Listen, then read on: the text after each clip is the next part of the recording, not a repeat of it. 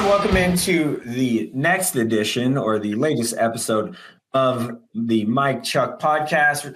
High school wrestling all the time in Nebraska is what we do here. My good friend Chuck looks like a Cyclone wrestling shirt on. Yeah. Hey, interesting. Pretty bold. I got my Fargo wrestling shirt. That's the only wrestling shirt you've got? I've got like 3.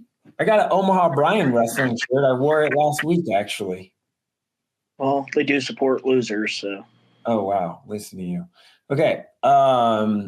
Speaking of Omaha Bryan, our guest this week is what I think he's the coach of the year or something like that.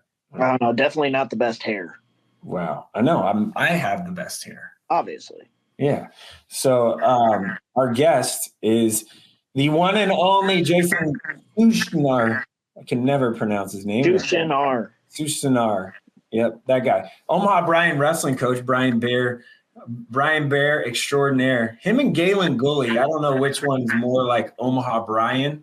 Probably Galen because he graduated. No, don't even start with that. I graduated a couple years before him. I'm the guy. Oh, the Brian Goat. The guy. The Brian Goat. Yeah, that guy. He was just a way better athlete than I was. That's and still is. Chuck, you're just throwing jabs all day today. We just started. I know. Yeah, he was. I mean, he was pretty good, I guess. Him and DK and those guys, they're legit. I think probably the best athlete though that could end up being, the best athlete to go through Brian is Amari Bynum right now. But I'm just saying, I don't know, basketball. I've got my money on my man Abdi too. Abdi, we're going to talk about Abdi. So, Coach, That's right. Let's just start there. Let's start with Abdi. We saw him in Fargo last. Chuck and I did, and he killed it. He was awesome. And he's just a great kid. Yeah. So, talk to us about Abdi and his kind of career and kind of all of that, I guess. Well, he started in 7th grade, so he's on a rocket ship. You get guys that start at 4 years old that haven't accomplished what he's accomplished in such a short time. Started in 7th grade, just is the constant workhorse. Just everything is wrestling this, wrestling that. And you talk about a summer that kid had. I mean, 16U duels, 8-0, Disney Dual All-American, and then Fargo, obviously. I mean, you couldn't have asked for a bigger summer, better summer than what that kid did. Yeah. Abdi Unle is who we're talking about, and he's pretty good. He's like the nicest human too. Super nice. 3.7 GPA. He's the one and I see it all the time. Kids think they're like D1 material, all this. And Chuck could probably attest to this, and you can attest to this too, Mike. But you have to be D1 in everything. And he goes from class to class. He does exactly what he's supposed to do. He's not he wouldn't be a guy you'd be like, oh, that's a D1 athlete, because it's not all about him. It's just, I have a job to do and I'm going to do it. He's a just stud all around. Well, what's cool about him is that you see him in any wrestling room. He'll go anywhere to get better, which you don't see that a lot with kids. And especially now with all the, there's all kinds of clubs or territorial and stuff. But, man, that kid's all over the place. And it's just really cool to see him evolve. For sure. And, he goes to MWC, that's his club. Dominguez, Rhino, Skinny, Dane, those dudes have – their work is not unnoticed either. I get all this praise like I'm this world-class coach, but he picks up from stuff from those guys, from us, from Flow Wrestling. He picks about everybody's brain that he can to be the best he can be. And it's impressive. He did have I'm not going to say it's a tough start to the year, because his loss is against, I don't know, pretty good wrestler from Wilbur Claytonia, right? So walk us through that match. Those are two of the best that are in the state at that weight class. Well, the top 3 guys I would say at 113 are all rated Mat Scouts, 18, 19, 20. So they're all nationally rated. It's not like, Right. We got the first takedown, was feeling good, and then our pace kind of slowed down. And that kind of killed us a little bit. Just not being – Abdi's the best when he pushes the pace because there's very few people that can match that pace that he goes. I mean, he's constantly on you, moving hands, moving feet, just going. And, not a bad start to the year at all. You lost to a stud, but we hope to see him again soon. AAU, USA, all this good stuff, Yeah.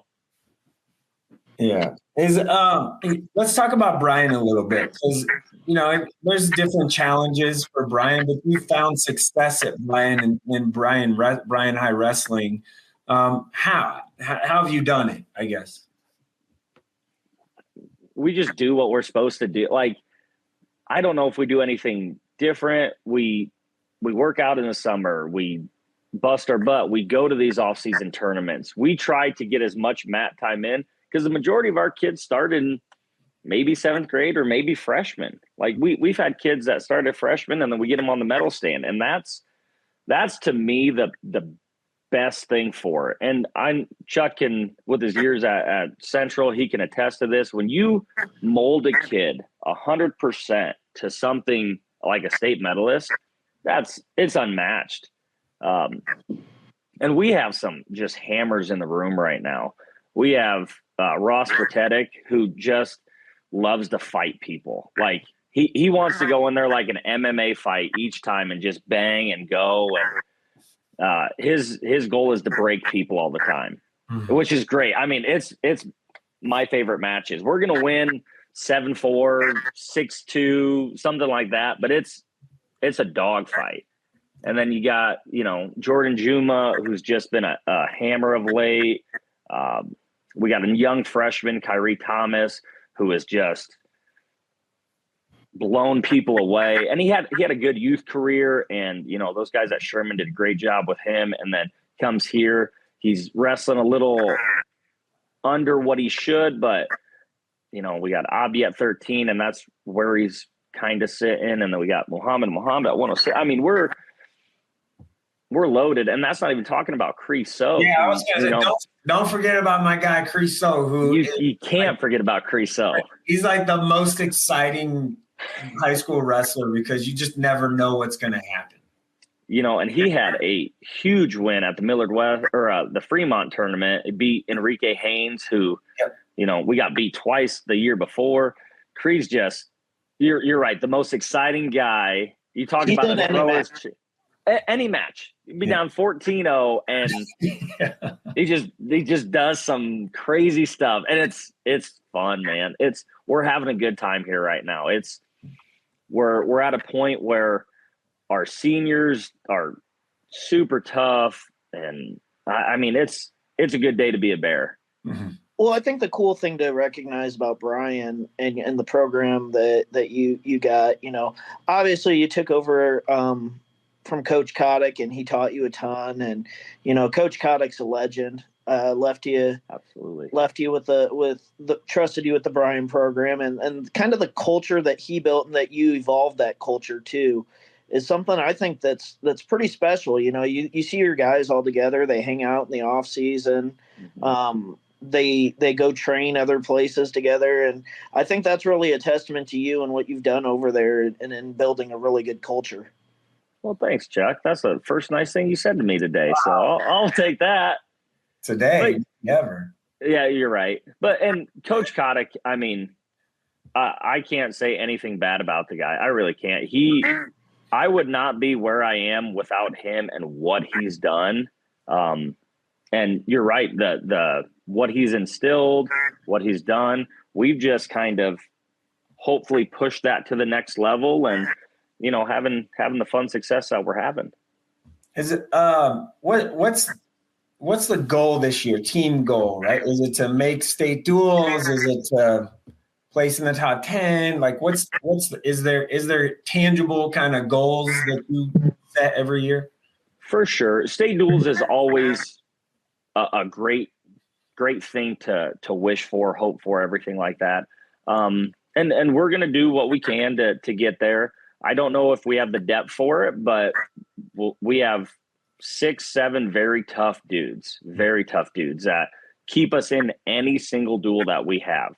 I think the measuring stick for that is going to be when we go to Bennington and we see Bennington and Lincoln East and Scott and those top dual teams and see where that's the reality check for us. And then we have not placed in the top 10 since 1985 here at Bryan. Wow. So I don't know if we'll ever be like in that hunt for a state title. Hopefully we will. Hopefully we can piece some things together. But like I said, we start freshman, maybe 7th grade, and then evolve from there. But if we can get in that top 10 and consistently be 9, 10, and then move up to that top 5, that's the goal. I mean, it's not unrealistic expectations. Like, we're going to go out there, we're going to beat Millard South and Lincoln East and all these teams and win a state title. We need to take baby steps. And then that evolves into that big picture of, hey, maybe now we're a title contender. Coach, you've got kind of you were talking about it a little bit earlier where you've got kind of a log jam there right around 106-13. What's that looking like after the break? I mean, we saw Callaway, we saw him drop down to 13. I mean, is there plans for him to go 13-6, anything like that? Or do you kind of set where you are right now? So he has the option to go down to 6, and Mohammed is on a tear. His only loss, he's 17-1, I think. Only lost number 2 Talon Belding from Beatrice. Good close match, everything tough there. If Kyrie gets down there and wrestles 6, more power to him. Abdi's different. You know, we play the game of, okay, where can we get you the most matches and get you quality competition?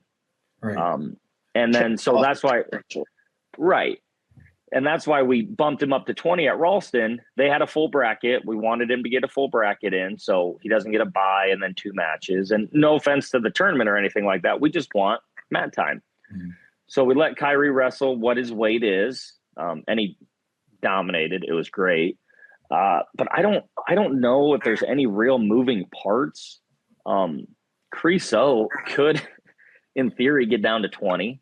I mean, which if he gets down to 20 would just be so loaded. But I think everybody stays the same. I think from 106 to 132, we go and battle the best 106 to 32 in the state. We're in contention 100% of the time.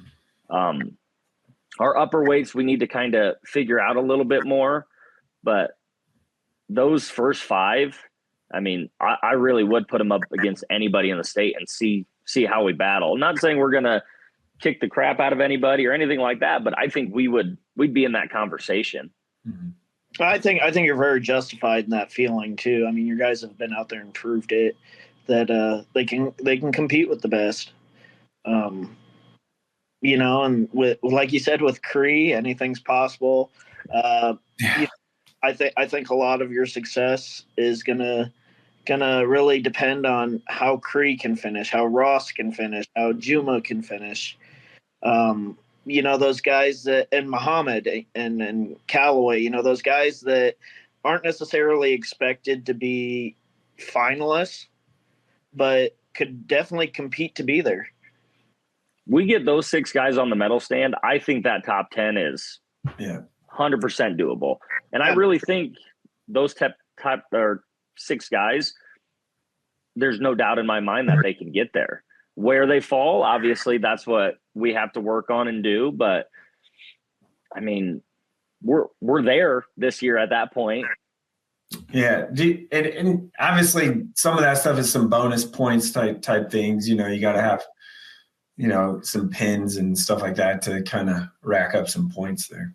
And we talk about that. It's got to be a pin party every year, every duel, every match, everything like that, because, you know, we're just not very deep. So we have our guys, our studs, got to do what studs do and get pins and tech falls and all those things. And our other guys have to battle and win some matches and then don't get pinned. And those are the good things. Like with Abdi, last year I want to tech fall everybody. Okay, well, that loses us a point in the duel. Let's pin somebody here. So now he's trying to pin everybody and break all the school records and get 200 wins and all this stuff, which what a great mindset to have. Like I want to be that dude all the time. Yeah. What last thing, maybe we'll get you out here on this. What is building the program, I guess, is I like talking about culture. It's a buzzword and whatever, but it's different, right? For Omaha Bryan than it is a Mid South or Lincoln East, like you brought up. So how do you build it there? Like you found success, you've had state medalists and champs and all that. Like how do you build it? No champs yet. We're working on that. Okay, sorry. Yeah. We are working on that. It's been 24 years since we've had a state champ, so we're really working on that. What'd you say? I said I didn't say it. Souter did. Yeah, my bad. I'm sorry. Yeah. But that's we're working on finalist. We've had finalist. It's not taking the summers off. It's our youth program is massive at this point. I think we have over 120 kids, maybe over 130 kids. And it's pre-COVID, it was 50 kids, 60 kids, and we've doubled in size, and we're hoping to get those kids, and we're hoping to show people this is what we have to offer and this is what we can do. But I think another thing, our coaching staff minus 2 people are all Bryan alum. They know the expectation, they know the culture, they know how to try to get everybody to where we want to be. So I think that's unique in our situation. Having everyone on board's huge. Yeah, and that's, we know the system, we know the process. Everything is huge, and we got Hall of Famer Rick Rotundo, who I think was Chuck's first coach, who's been here since the building opened in 1971. I heard that they built it around him. They did. He actually built up the walls. So that, but it's just little stuff like that. It's not building a culture is not a total overhaul. It's step at a time. If you think we got to change everything in a night, you're never going to get anything done. It's what can we do? Small steps in the right direction. It's a process. Absolutely. And, I base it to like OPS and Coach Kotick. He always talked about young Coach Kotick, not old Coach Kotick who was here. But he's like, every year is a 10-year rebuild, no matter where you go. And it's true, because you have to implement your plan. You have to implement what you want. Then you get, how do I get a little kids program, or how do I funnel that to my high school? And it's a process for sure. Yeah. Well, you could help by keeping the Dirty Eagles guy away from your guys. That's a good point. He's dirty. All right. I don't think a lot of people realize when you're doing these builds and building a culture and stuff like that, how much that you the coach are actually putting into it. That's time away from your family. You've got 2 kids, you've got a wife. I think that sometimes people don't realize that, and they just want, how much more can you give me? Right. So, a lot of praise to you for being able, and your wife for being able to do that. Mike, how it is. You spend a lot of time away from your family. That's kind of the slept on part that people don't realize. So, I just wanted to give a quick shout out to your family for allowing you to do what you do. Chuck, you're the man, because my wife would kill me if I didn't shout her out, because you're right. And what we do here, and I don't know if it's unique or anything like that, but each tournament we do sack lunches for the kids. So my wife makes sandwiches. Like, I think we're over 300 sandwiches for the year already.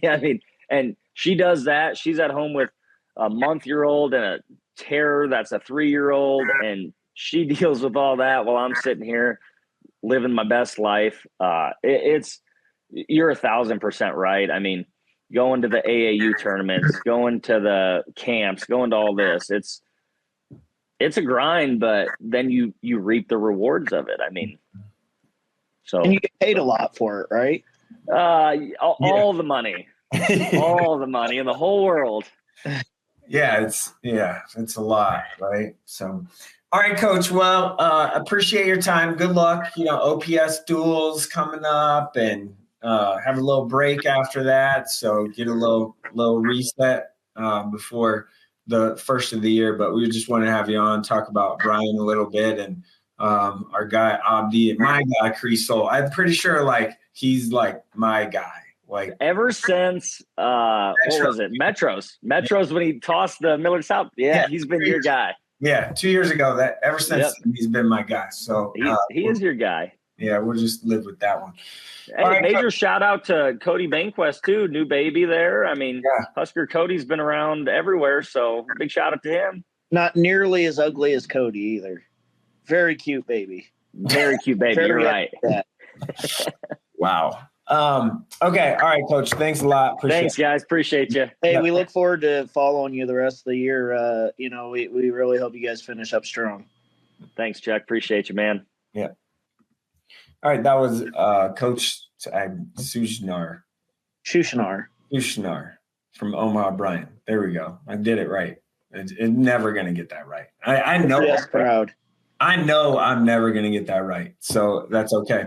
But no, so we just want to have him on, kind of talk about Byran and different things. So we have, but our next episode, we will have a much larger kind of, hey, here's the moratorium kind of breakdown. We'll try and have a bunch of different guests on and a little bit longer and piece that together, have a plan for it. But Merry Christmas, Chuck.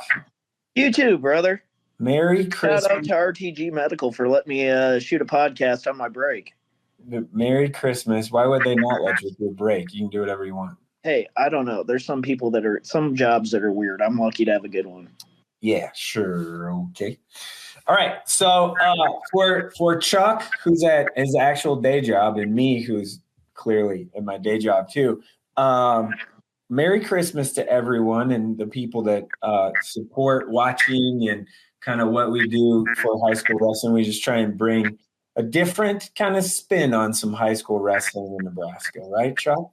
And happy holidays to those that don't celebrate Christmas. That's true. Yeah, my bad. Happy holidays. I'm struggling today, man. Wow. No, you're usually on top of it. That's why I'm trying not to give you too hard of a time. Yeah, it's been a long week, I think. So that's okay. We'll get some wrestling content, get some photos, get some, tweets out, stuff like that for some wrestling, I think, here coming up, maybe. Yeah, and hopefully we can get out to a few more tournaments this second semester. First semester we were busy dealing with busy schedules and just went crazy. Yeah, slipped our mind. But we'll be back. We'll be fine. Hey, one thing we won't do, tweet from our basement if we're not there. We will not tweet from our basement if we're not there. Yes. All right. See you later, my man. Later, brother. A Hurrdat Sports Network production.